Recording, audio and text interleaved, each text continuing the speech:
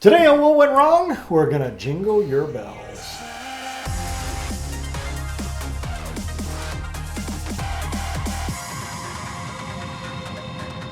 Hi, I'm Brett Mauser, and I'm here to declare that Die Hard is officially a Christmas movie. It has its own children's Christmas book with illustrations and everything that is so beautifully well done. So if you want to read it, you can either get it on Amazon or you can come to my house and go to the bathroom because it's a bathroom reader. It's in there. We'll sit on the next to the Christmas tree on Christmas Eve and we'll read it. Yes. Well, we are joined by our Charlie Brown Christmas tree today to celebrate the Christmas holidays, and we're going to discuss My favorite time of the year, isn't it? It's got to be the best. We're going to discuss Christmas movies. Yay! I actually just watched, of course, we joke about Die Hard, but it is. To me, it is a Christmas movie. I just watched a movie this week that I think is a brilliant Mel Gibson Christmas movie. And I'm not talking about Lethal Weapon, because it does take place at Christmas. It does. But Fat Man. Mel Gibson plays Kris Kringle. And due to kids being bad and everything, he's not getting the same stimulus check that he used to from the government. So the government hires him to do some to him and his elves to make parts for F-18 fighter jets or something. And then there's a kid that he got a lump of coal for, and the kid's kind of rich, so he hires a hitman to go kill Kris Kringle. Terrific movie. I love this thing from beginning to end. So definitely check it out. I think it was on Amazon. But yeah, I really enjoyed that movie. Interesting. But there are, of course, the more traditional Christmas movies. Going down to Christmas specials like Charlie Brown. That'll always be a classic for me. Absolutely. And then your Miracle on 34th Street. I would actually use It's a Wonderful Life as a very good example of how Die Hard is a Christmas movie. Because if you watch It's a Wonderful Life, it's considered a Christmas movie. It's always played on Christmas. It's a Christmas movie.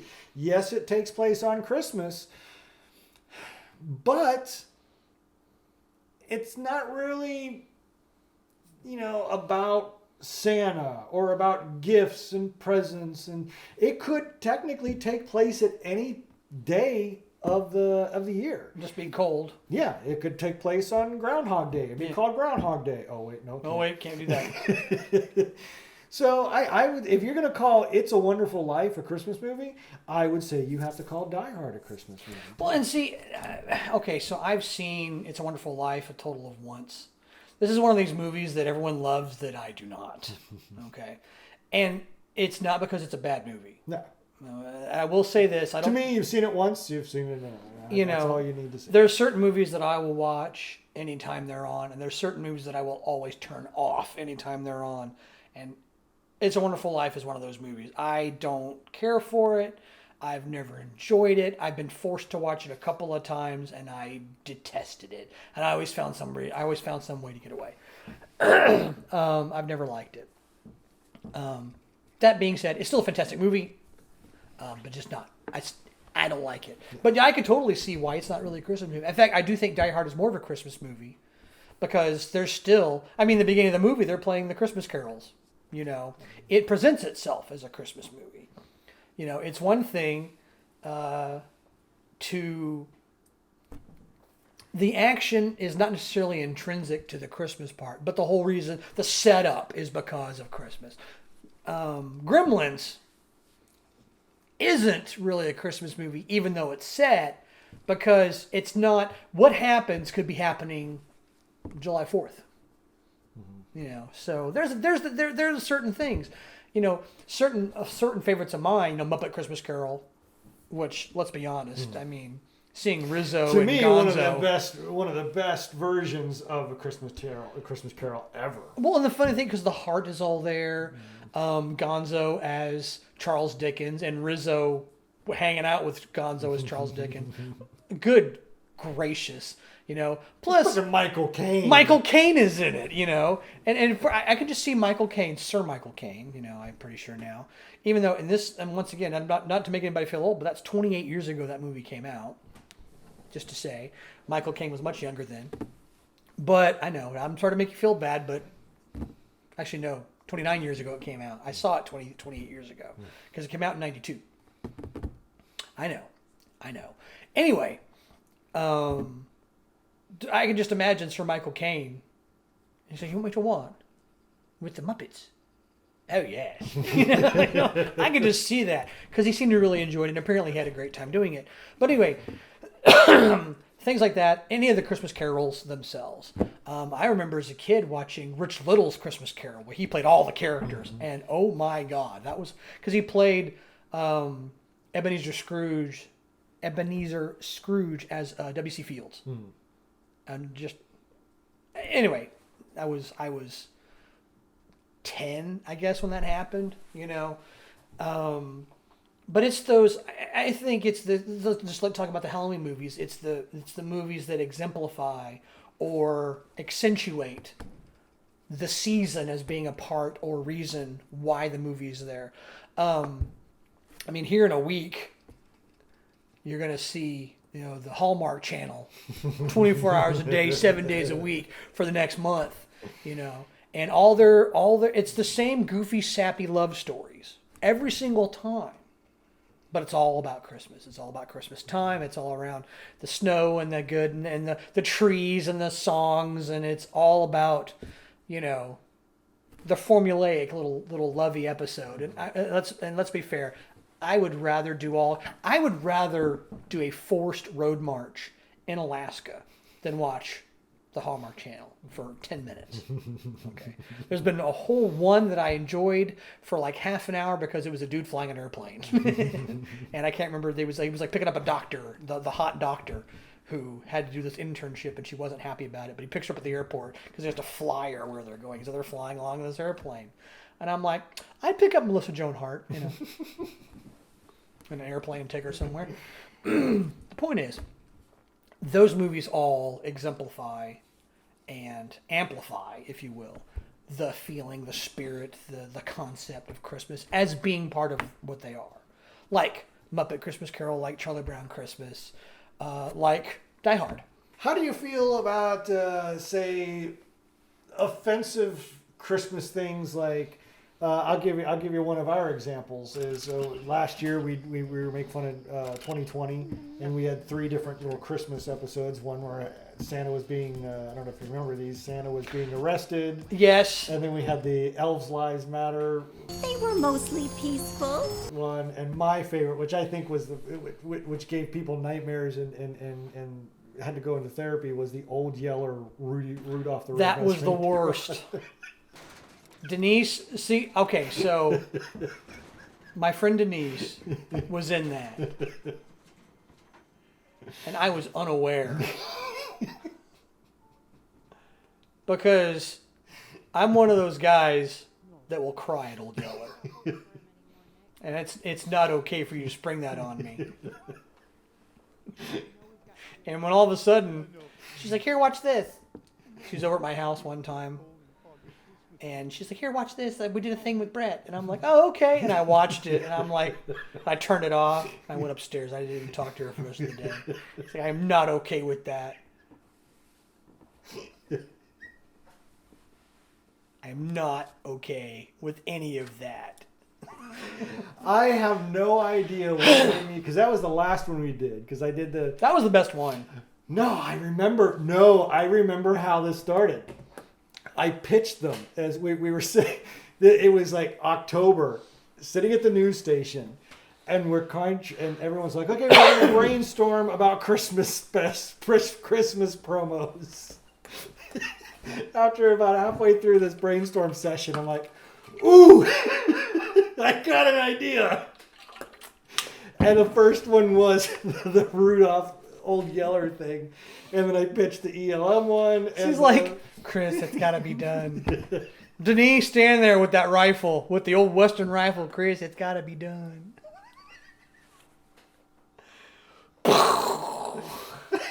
the red light, wee, boom, and the light goes out. I mean, that was such a brilliant short.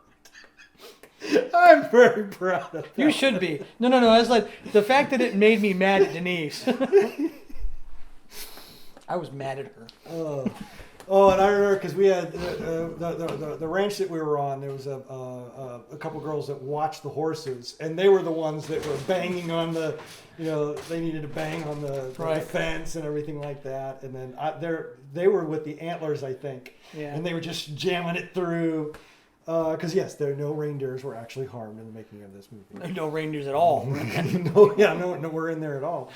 So it was fun to shoot, and that was one where I made it almost all the way to Divine, which is where we shot, and I realized I forgot the camera, and I had to come all the way back. That's only happened like 2 or 3 times. I've forgotten the cards more than I've forgotten the camera, but I have forgotten the camera twice that I can remember, and that was one of them.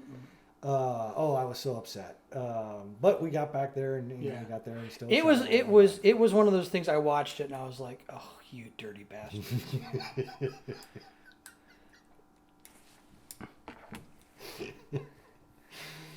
Well, it's like even like Nightmare Before Christmas. I'm wearing the whole thing right now, and is it a Christmas movie or is it a Halloween movie? Because it's both. They're both in there. There are certain movies like that, like Die Hard, where people will debate: is it Christmas? Is it not? And kind of the same thing like we talked about last time. Is it a part of your world? Do you like watching it at Christmas time? That can be a Christmas movie. I know people that have to watch Die Hard on Christmas. Yeah, I understand that. My tradition is I always watch Charlie Brown Christmas. It's one of the. Not only do I watch it, I also watch the little set I've got. It's got the Charlie Brown Christmas, but it also has the extras. Well, I have all 3 of them. Actually, I have a whole bunch of them. But I have that one. I have a whole bunch of other Christmas, wintry, Charlie Brown stuff from the old Charlie Brown Snoopy show and some other stuff like that. So I have just a whole crap ton. I got a huge stack of Christmas crap. But I always watch that. I always watch Muppet Christmas Carol. Those are my 2 that I have to do. And the rest of them are like I refuse to watch Christmas Story. My dad watches that every year. I refuse to watch it anymore. I've seen it a bunch of times. If I go somewhere and it happens to be on, I'll kind of watch it because you can kind of come in anywhere. Because there's not really any like rising or falling action. It's just a story. It's just a kid talking about the stuff that went on, and so you can kind of pop in, pop out, and you can watch it without actually watching it. You know what I'm saying? It's not like certain movies that I will just leave. Like nope. Like Wonderful Life. Well, been fun, everybody. I gotta go. I won't watch that. But Christmas Story, I'll kind of pop in, but I don't want to watch it. That one station that shows it 24 hours or for the entire day. TNT, TNA. I'm not interested. Hallmark Channel. Once again, I like that they have it. I think it's wonderful. I know many people who love watching them. They're all wholesome and beautiful and wonderful and love it. Good job, Hallmark Channel. I'm just not interested. I don't really have a ritual. Nothing that I really need to sit down and watch. There are Christmas movies that I enjoy. I mean, The Muppet Carol being one of them. Scrooged. I really like enjoyed Scrooge. That's a good one. Die Hard. Every year on Christmas Eve, I send out the little picture with the text, remembering Nakatomi Plaza, December 24th. I always got to send that one. Oh, yeah. People, what happened to Nakatomi Plaza? Get out of my house. Yeah, I just delete their name right at that point. Yeah, it's a good way to clear out. You're dead to me. Yeah, it's a good way to clear out your contacts list. To me, just because there's snow, just because it takes place on Christmas doesn't necessarily make it a Christmas movie. It needs to bring the spirit forth. Yeah, it's got to have that spirit, and I do believe Die Hard does. It's got that. I think that in the beginning, the whole reason it exists, and you get the jingle bells and all that stuff. So I'm like, I'm gonna go with it. So if you were to make a Christmas movie, what would it involve? What would it have to be a Christmas movie? If you're going to make the best Christmas movie ever, what does it need? It needs to have at the heart of it needs to have a good story. It needs to have a message that is the same thing of what Christmas has. Hope. Well, you get the whole Christmas stuff, the hope, the love, the kindness to your fellow man, the giving. Because the whole thing about presents isn't so much about getting presents, it's giving them, you know. And so that's one of the things about not Muppet Christmas Carol, about Charlie Brown Christmas. It's that Charlie Brown is the perennial loser who can't do anything right. But his little Christmas tree, he's a constantly hopeful person who, despite the fact that everything goes wrong, always has this idea that things can be better. And that needs to be in the spirit, okay? Because the whole thing about Christmas, not to get too religious on anybody, but the whole idea of the celebration of Christmas was the fact that there was going to be new hope in the world. Mm-hmm. That, you know, there was this miraculous event that was taking place. Excuse me. That was to be the hope and the resurrection of the world. And so you need to embody that spirit, you know. Whether or not you have Christmas music in it, I kind of think you should. Even if you're gonna do like a show about, you know, Hawaii, it better have the Elvis Christmas music in it. I want to see a Christmas tree. I want to have the present. I want there to be a happy ending. There has to be a happy ending. You can't not have a happy ending. Anyone who gives me a Christmas movie and it's not a happy ending, get out. Just get out. They're horrible endings 11 months out of the year. God damn it. This time of year, we're having a happy ending. It's got to be, there has to be. Okay. I don't know a single Christmas movie that has a sad ending. I can't think of one that I would watch. And there has to be winsome, beautiful, and I don't mean necessarily attractive, but beautiful characters in it. You know, people you want to watch. People you not only do you want to watch them, you want things to go well for them. You know, you want John McClane to have a happy ending. You want to see Hans fall off of Nakatomi Plaza because he's a dick. Even though he gets you know he gets his time when he reports to Hogwarts many years later. But for this particular time, you want Hans has to go down, but you want John McClane and his wife. Because even though they're not necessarily together, you know, she's still sympathetic and you still like her and still, you know, and that's the whole thing about coming together and, you know, all that stuff. And so that's what I want to see in a Christmas movie.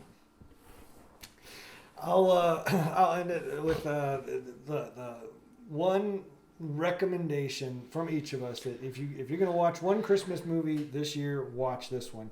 This is actually a Christmas special. And I'm sure there have been many, many, many Sesame Street Christmas specials, but I'm talking about like the original first one that I grew up on, where Cookie Monster is trying to write a letter to Santa Claus. And he keeps eating everything. He keeps eating the letter. He eats the pencil, the typewriter, the phone, and then Kermit, I think it's Kermit and Big Bird are going around asking the children how Santa gets into the chimney, and that freaks out Big Bird because he can't figure out, because Oscar said, you know, how does such a fat man get down the chimney? What about the people that don't have chimneys? And Big Bird freaks out and starts going on. I remember quest. Kermit talking about it. He's like, okay, we have votes here. So it's loads himself up with butter and slides down the chimney. He's like, Kiki. So if you have not seen that one, you got to go back to the guy. You got to find late that 70s, one. yeah. Got to find that one, and that's Sesame Street at its best. Check that one out. Yeah. What would be your... Okay, along those same lines, there's one I saw years ago called Muppet Family Christmas. Okay. This isn't the John Denver one? No. Okay. I don't recall John Denver being in it. Well, he did. I don't know if he had a special, but he had an album. It was the John Denver album with the Muppets. Oh, no. This is one where everyone's going to Fozzie's mom's house, but Mom was originally going to be going to surf lessons, or she'd taken surf lessons because she was going to Florida. But everyone ends up showing up. But it has all of the Muppet characters. If there has been a Muppet made to include the Fraggles, to include the Sesame Street gang shows up, you know, and at the very end you actually have Jim Henson, with the whole thing going on, where Jim and who is it? I can't remember who it is, but he's Sprocket from Fraggles, where this is Jim Henson right before he died. This is a couple of years before he died. Did it have the Dark Crystal people? It didn't have the Dark Crystal people in it. I don't think. It's entirely possible they showed up somewhere, because at one point they have whole. I mean, everyone's in there. But one of the funniest running gags. I love the running gags, and one of the funniest running gags is that there's a strip of ice in front of the door of Mrs. Bear's house, and people keep slipping on it. Well, Rolf, who was my favorite character. If I have one favorite character, it's Gonzo or Rolf. Because Rolf, for the longest time, didn't talk. Because Jim Henson did his voice. And after Jim Henson died, Rolf stopped talking. And Rolf just recently started talking again. But for 30 years, he didn't say a word. And anytime you see him anywhere, he's very quietly playing the piano or is doing something, but he never spoke. And so I've always kind of thought of Jim Henson, or as Rolf, as being an extension of Jim Henson. But one of the funniest lines in that is Rolf comes running up. He's like, "Hey, everybody," you know. And they're like, "Rolf, I see you." He's like, "Yeah, I just chased a car away from the city, and boy, am I exhausted." Like that. And the first person he talks to is Fozzie. I'm like, that's funny. Go tell my mom. Is it okay? Well, he comes and he has his big bag and he comes running around a corner. "Oh, Mrs. Bear! Oh, Mrs. Bear!" And then the gifts go flying everywhere. And of course everything's up here, so you see Rolf, "Hey, Mrs. Bear!" Whang, wham, like this, and all the stuff goes flying. And she's like, "Oh, you have to watch out for the slippery step. There's a slippery step." As he stands up, "I guess there is, you know." He's like, "Hello, Mrs. Bear. My name's Rolf. I'm here for the holidays," like that. And so but it's a whole group of them in there. And as a kid, watching that was just cool to see them all there. And of course, to see Jim Henson and Rolf and Sprocket doing dishes.